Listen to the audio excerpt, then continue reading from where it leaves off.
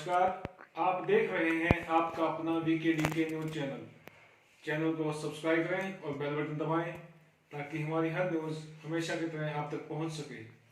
तो आज हम आप पहुंचे हैं भवानी खेड़ा के राजकीय कन्या वरिष्ठ माध्यमिक विद्यालय में, जहां पर पिछले 6 दिनों से चल रहे NSS कैंप के समापन का 7वां दिन है। इस 7वें दिन इसी विद्यालय में कार्यरत सेवानिवृत्त प्रधानाचार्य एवं समाज सेवी निर्मल चावला ने रोल मॉडल के रूप में मुख्य अतिथि बतौर पहुंची हैं।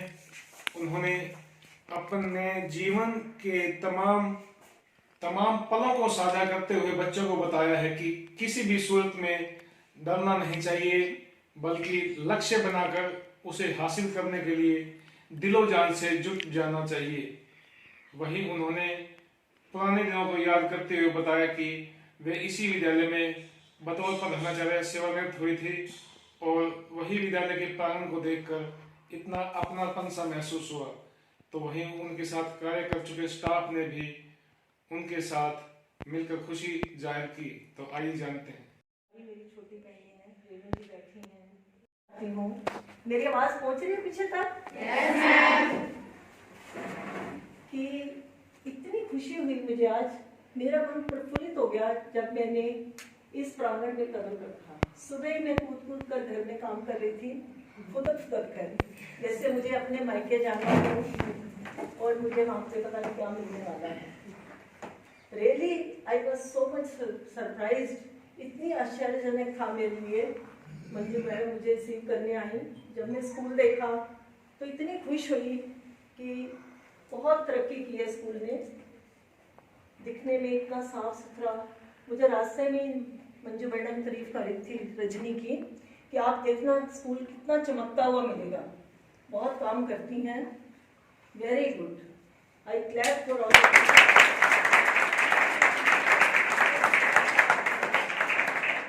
और मेरा पढ़ाई में भी ऐसे ही चलेगा, मैं ये आशा करती हूँ आप सभी से।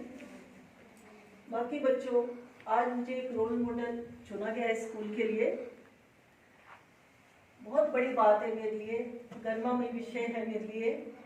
I feel proud for it कि मुझे इस काम के लिए बुलाया गया है, मुझे इस लायक समझा गया है। बच्चों, रोल मॉडल मैं ही नहीं, कोई भी हो सकता है जिसको आप मानते हैं, जिसके व्यक्तित्व से, जिसकी पर्सनैलिटी से आप बहुत इम्प्रेस्ड होते हैं। आपके माता पिता हो सकते हैं, बड़ा भाई, बड़ी बहन, छोटी बहन, कोई टीचर, कोई क्रिकेटर, कोई भी, किसी की जिम्नी आप ले लीजिए।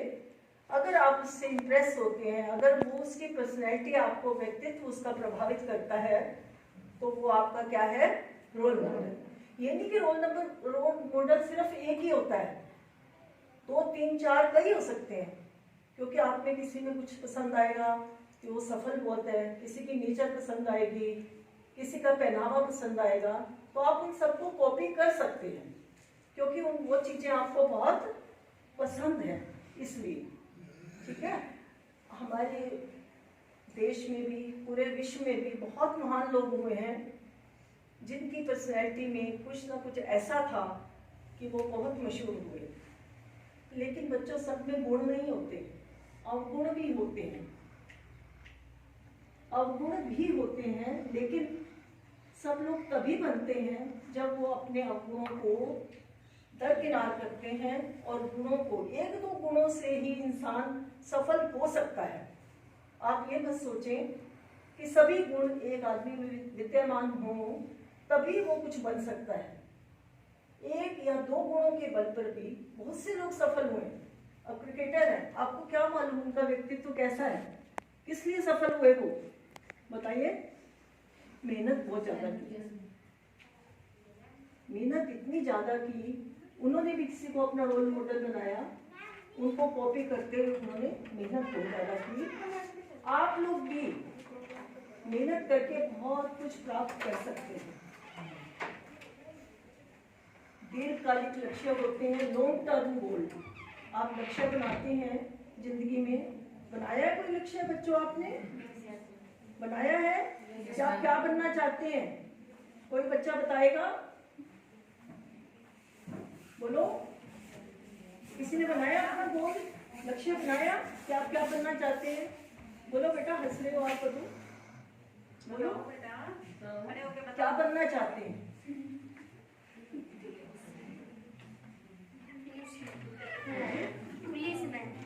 पुलिस में जाना चाहते हैं? Very good, very good, good job, very good. बैठो बेटा। पर ये है कि एक दिन में आप पुलिस में नहीं जा पाएंगे। गोल बना लिया आपने एक, ये तो दीर्घकालिक लक्ष्य है, दूरगामी, कि आप लास्ट में पुलिस में जाना चाहते हैं। उससे पहले छोटे छोटे लक्ष्य और हैं, नहीं है? पढ़ाना है मुझे, बच्चों से लगाव रखना है मुझे, उनको संस्कार देने हैं। उसी के बाद आप अप्लाई करेंगे कि आपके मन की जॉब है ये, कि आप मन से ये करना चाहती हैं, ये नौकरी आप मन से करना चाहती हैं। अगर आप जबरदस्ती करेंगी तो उसमें कभी भी सक्सेसफुल नहीं होंगी, सफल नहीं हो पाएंगी। तो इस तरह से अपने छोटे छोटे लक्ष्य बनाएं और आप देखें कि ये लक्ष्य मेरे कैसे पूरे हो सकते हैं। मान लो आप किसी पुलिस वाले को जानती है, मान लो ये बच्ची ने अपना लक्ष्य बताया कि मैं पुलिस में जाना चाहती हूँ, किसी पुलिस वाले को जानती है, उससे सारे अपने लक्ष्य उनसे डिस्कस कीजिए फोन से जाकर कि मुझे क्या क्या करना है। उसी समय आप अपने छोटे छोटे लक्ष्य बनाइए डेली के। अब मेरी जिंदगी से अगर मैं आपको बताऊं, कोई भी ऐसा पॉजिटिव नहीं था कि मैं यहाँ तक पहुंच पाती। क्यों?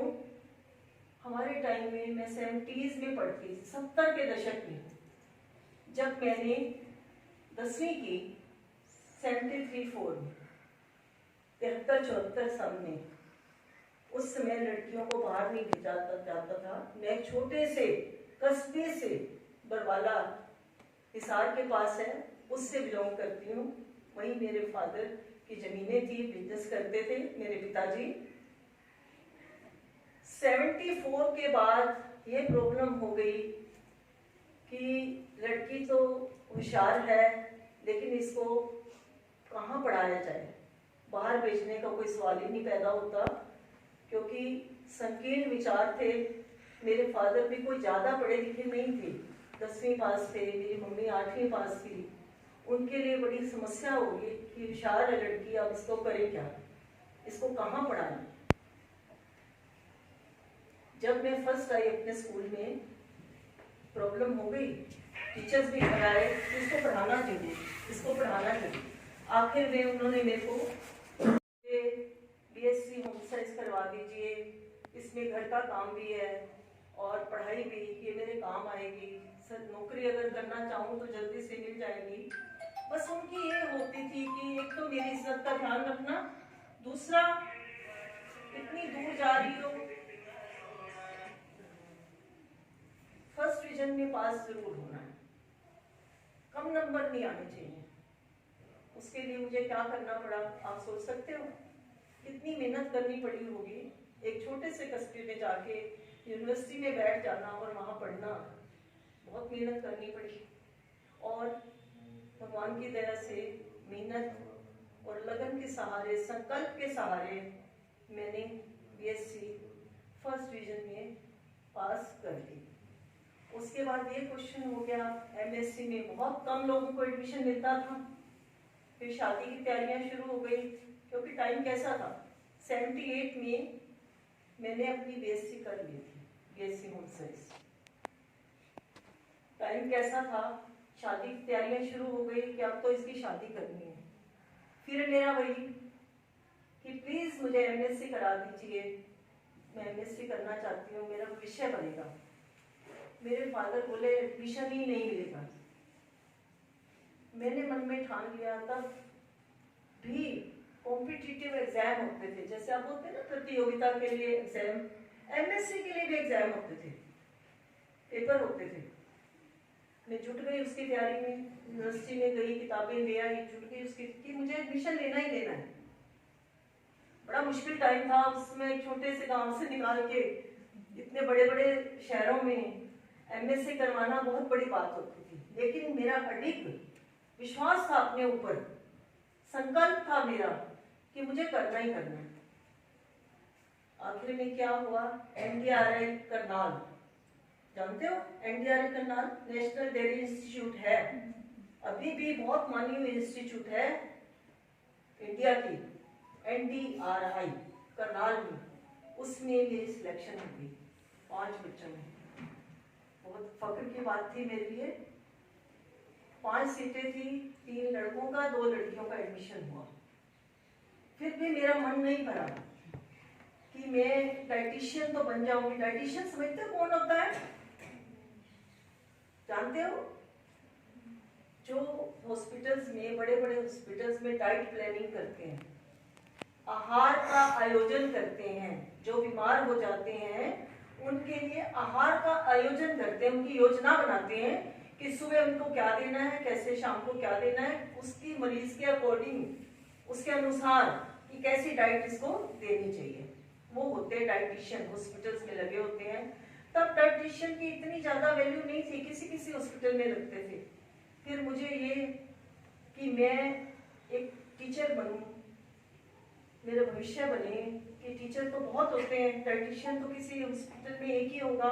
पता नहीं कहाँ से समझ आती थी, जब संकल्प आप कर लेते हैं ना, अपने आप पर विश्वास कर लेते हैं, तो अपने आप भगवान भी कुछ ना कुछ समझ आप में डालता जाता है। ठीक है, उसके बाद हमने फिर टेस्ट दिया। Chandigarh home science government college में मेरा एडमिशन हो गया 15 बच्चों में। बहुत खुश हूँ कि मेरा एडमिशन यहाँ हो गया। और आई डिड माई MSc, मैंने बहुत मेहनत से MSc की और फिर मुझे गोल्ड मेडल मिला यूनिवर्सिटी में जाकर।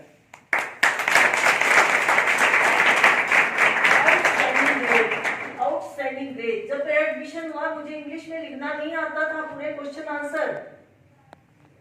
वहां पे कॉन्वेंट स्कूल की लड़कियां और हम एक छोटी सी जगह से, कॉन्वेंट स्कूल की लड़कियां, वो तो फटाटे से इंग्लिश बोले, उनके तो मतलब कि कुछ और ही हिसाब थे और हमें वो आए ना।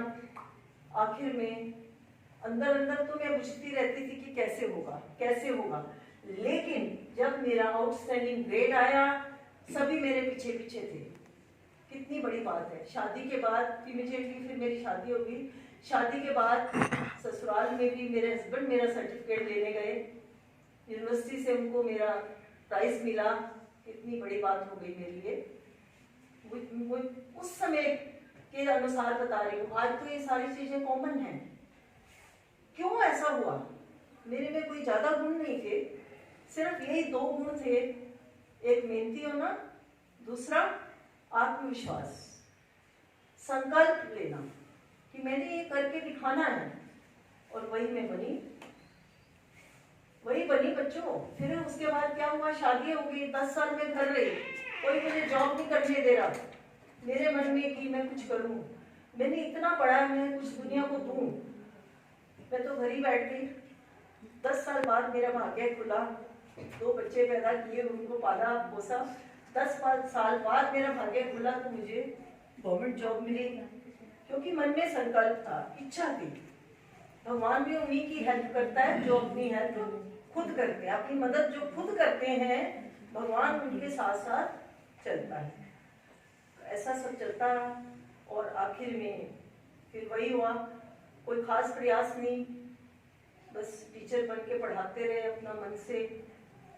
उसके बाद भाग्य से एक स्कूल में प्रिंसिपल बन गए और स्कूल को चलाया। जितनी हम में शक्ति थी, जितना विश्वास था अपने ऊपर, जितनी हिम्मत थी और जितना भगवान ने समय दिया, सरकार ने समय दिया, उतना स्कूल को चलाया। और उसी स्कूल में आज मैं एक रोल मॉडल बन के खड़ी हूँ बच्चों।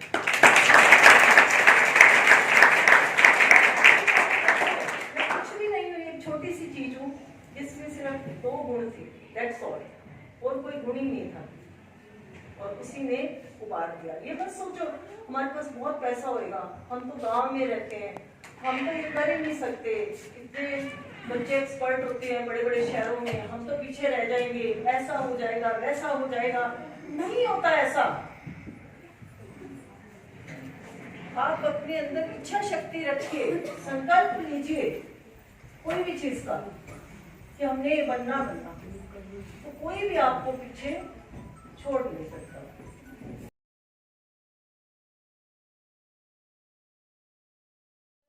बेटी जागो, जगा रही हूँ आपको, जागो बेटी जागो। अबला नहीं हो तुम, अबला नहीं, तुम सबला हो। समझते हो अबला को? जिसमें बल ना हो उसको अबला बोलते हैं। नारी, नारी को पहले ऐसे अबला कहा जाता था क्योंकि उसको थोड़ा कमजोर माना जाता था। नहीं, अबला नहीं, तुम सबला हो। सबला मतलब इसमें खूब शक्ति है। समझ गए? तुम्हारी तरफदारी ले रही हूँ, ठीक है? अबला नहीं तुम सबला हो, नारी भले ही तन से हो, पश्चाताप नहीं तुमको, सशक्त बहुत मन से। मन से शक्तिशाली होना बच्चों बहुत जरूरी है। सशक्त बहुत मन से हो, अपनी मुश्किल को आसान बनाओ, अपना भाग्य आप जगाओ। कर्म साधना के पथ पर अपने सुनहरे सपनों को सजाओ। नहीं किसी पर बोझ बनो तुम। सुन लो ध्यान से, ये सारी बातें मेरी माननी है आपने। नहीं किसी पर बोझ बनो तुम, खुददारी से जियो तुम। संघर्षों से हार ना मानो, जीवन का रस पियो तुम। शिक्षा के दीपक की लौ में, शिक्षा के दीपक की लौ में जीवन का विस्तार करो। बेटी बचाओ बेटी पढ़ाओ का भी खूब प्रचार करो। हे धरती माँ की बेटी, हे धरती माँ की बेटी, तोड़ो तारे नील गगन के। इस जग में अब बड़ी शान से आओ, इस जग में तुम बड़ी शान से आओ। हिचकियां देते हैं ना, रोते हैं, हिचकियां सिसकियां दूर बहाओ। आंसुओं को शिक्षा का दामन पहनाओ, वीरता के परचम फहराओ। जागो बेटी जागो। जीवन में कितना भी दुख आ जाए, कितना भी संघर्ष आ जाए, इस फेस को कभी उतरने मत देना, क्योंकि हम सामाजिक प्राणी, अच्छा नहीं लगता। वो बात आज भी मुझे याद है और वो मैंने अपने मन में उतारी, और औरों को भी मैंने ये चीज, कभी ऐसा हो जाता है तो मैं जिक्र करती हूँ। स्कूल में नौकरी करते हुए एक दूसरा मैडम का मैं शाम कभी नहीं भूलती। मैंने कहा मैडम मुझे एस्टेट की तैयारी करनी है। मैडम ने कहा, हालांकि हमारे पास मैं एक ऊपर ही एक ही थी उस टाइम, स्टाफ भी थोड़ा सा, उसमें से भी मैडम ने मुझे टाइम दिया। ये मैथ वाला रूम है ना बेटा, यहाँ पर मैं जैसे ही क्लास लेती, नीचे नहीं आना, आप ऊपर बैठ के अपनी पढ़ाई करो। मैंने स्कूल में अपनी सारी किताबें, क्योंकि मुझे घर ट्यूशन पढ़ाना पड़ता था, घर का काम था, मुझे घर में टाइम कम मिलता था, रात को पढ़ती थी और स्कूल में मैडम ने मेरे को टाइम दिया, मैं इस रूम में पढ़ती थी और नीचे उतर के आती छुट्टी में के टाइम कितनी तैयारी होगी वो मैं कभी नहीं भूल पाऊंगी। और मैडम के जो टाइम दिया मैडम ने मुझे, उसकी वजह से मैं स्टेट क्वालिफाई करी।